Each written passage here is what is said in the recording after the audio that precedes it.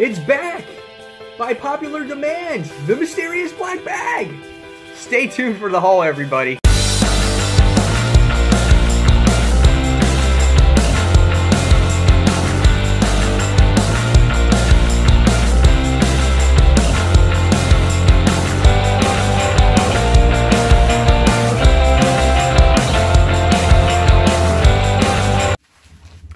Hey Frontline fans, welcome back to Comic Frontline. And fans, you're back with me, Mike Spider Slayer, getting ready to do Spider Slayer's Haul episode number 284. And if you're not familiar with this series, this is the video series where each and every week I show you, the viewers, which comic books I picked up at the store. And this week was a highly anticipated week with a lot of books coming out. So let's not waste any time and let's get started. So here we go. Like I said in the intro, the mysterious black bag is back. They probably listened to me. So, here we go. Taking the mysterious black bag out of the comic book. Here we go, on the floor. This goes with the other one, with the crappy white one. Bags and boards. Have to get that. Needed those again. So, here we go, everybody.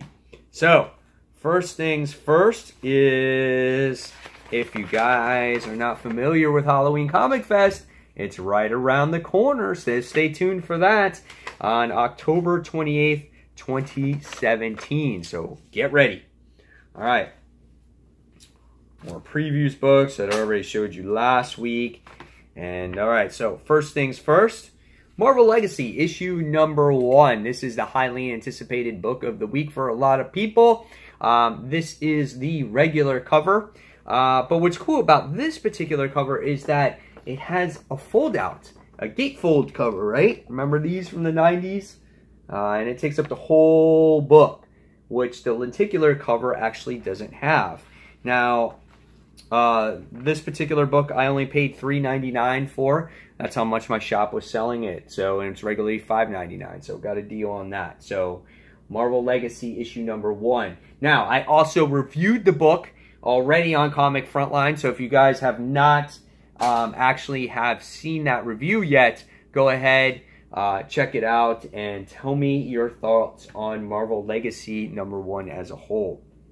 Alright, going to DC here, we have Nightwing, the New Order. This is part 2, where we have Dick, who actually creates this formula that takes away all the metahumans' power, and then at the end of the last issue, he finds out that his son is a meta. So what is he going to do at that particular point in time? I like the first issue. I can't wait to see where the second issue goes and who his wife is. So I'm looking forward to that.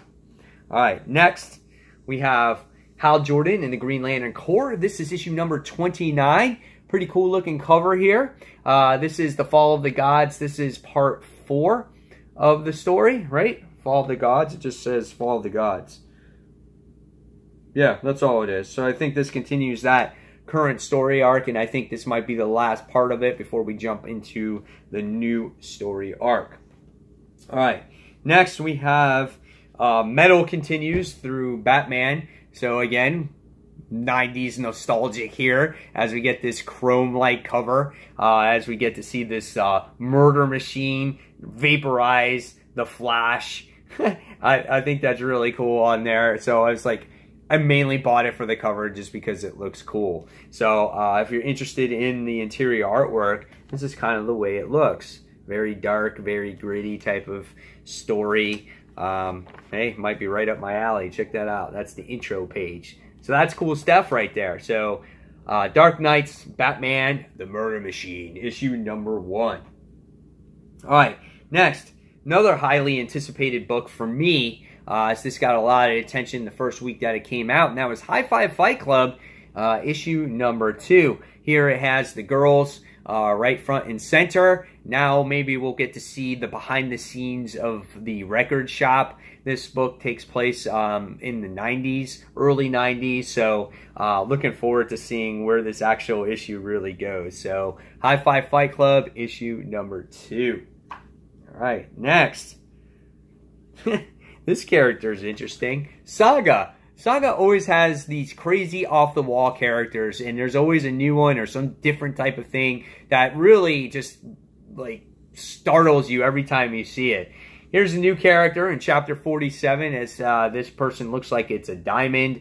It's got, like, this gun. Like, who knows what happens in this particular issue, but in the last issue, we wound up seeing Robot the Fourth and the transgender Wreath actually kissing. So it looks like somehow they have this type of relationship now. And maybe this goes into this back history of maybe this character. I don't know. We'll see what happens. I don't know. Looks like a female though, so we'll see. So chapter 47 of Saga. Next, more lenticular madness. Here we go. Action Comics. We have issue number 988. This is a cool cover. They're standing in Krypton, and we get to see him get vaporized here. It's so cool, man. I really love this cover.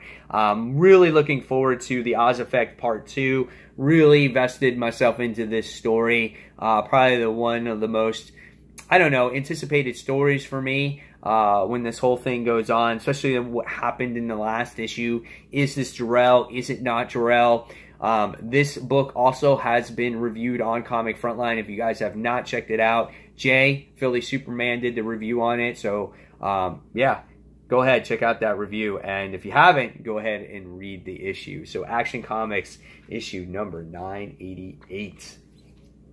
All right. More lenticular madness. Marvel Legacy, issue number 1, lenticular cover. It doesn't do much. It barely changes color. Like, look, right there it's a little whiter, and then there it's like a little darker. What? Like, the most underrated, or most, I'm sorry, overrated cover ever, right? They're like, yeah, lenticular covers, but this does shit. But the back of it's pretty cool, I guess, right? It's more like 3D, as it advertises the Avengers No Surrender issue 677.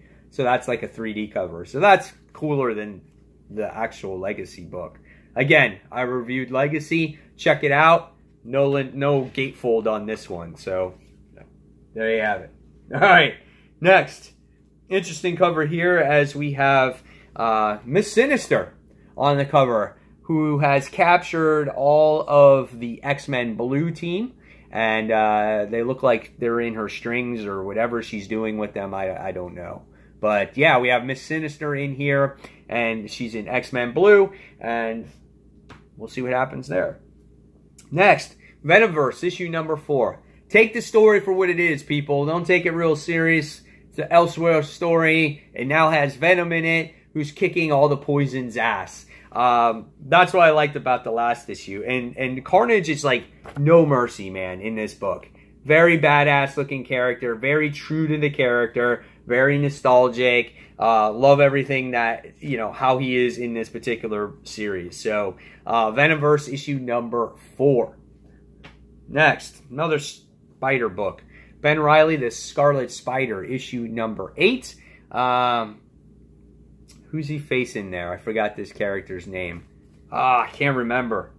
But nevertheless, we wind up seeing Ben, who requests for Kane to come back alive, and the girl to come back alive, and now his face is healed thanks to death, and he's been given this new lease on life. So where does this story go from that here? So Scarlet Spider issue number 8. Oh, it's right here. It's right there. He's facing the Hornet. Man, how blind am I? Holy crap. Next. Anyway, Brian Wood's Robotech. Nice book. Again, nostalgic, going back to the 80s cartoon. Really great artwork in here. Really enjoyed the characters, the stories in here. I think they look nice. Yeah, real throwback to the cartoon. If you guys have never watched the cartoon, go out here, read this one. You won't be lost, especially if you start from issue number 1. So good stuff there. All right. Next, from Marvel Comics. Wanted to read issue number 24 of Spider-Gwen, but they didn't have any more regular copies on the shelf. they only had this last variant cover, and we can see it's a Venomized variant with as Vulture is Venom. That's different, and he's got his new little mask on and everything. I think that's hilarious, but I want to see what happens in this Spider-Gwen issue, how it leads into her possessing the symbiote, and how they deal with that in her world. So this is Spider-Gwen issue number 24. And then last but not least, one of my favorite independent comic books as of right now. This is Red Sonja issue number 9. Really cool cover here as she is in a truck.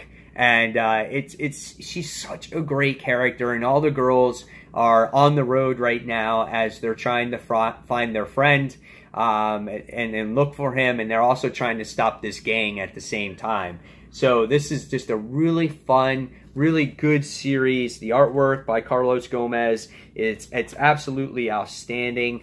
The colors pop in this. I think this might be one of the more underrated comics out there right now. And you never even had to know anything about Red Sonja. If you jump on this book right from the start, you're going to love it because the characters in here are all great and the supporting cast is phenomenal. So this is Red Sonja issue number 9. So there you guys have it. There is the haul for the week. Check out my Marvel Legacy review. Check out Jay's Action Comics review. He also did Detective Comics. Stay tuned for some more reviews. And guys, now it's your turn in the comments below. Tell me which books you picked up for the week, which books you're most excited for. And again, keep that discussion going. I want to know what you thought about Marvel Legacy. So again, fans, thank you for watching. And until that next comic book review, go check out comicfrontline.com. Go sign up for our Discord, where we have all these great chat rooms where we talk about all kinds of comic books and comic-related stuff. And then you can check out our live show that happens each and every Tuesday night, 10 p.m. Eastern Standard Time, where we talk about our top 5 comics of the week, our comic books news, and a whole lot more, fans. So again, thank you for watching, and this is Mike Spider Slayer signing off. Take care, guys.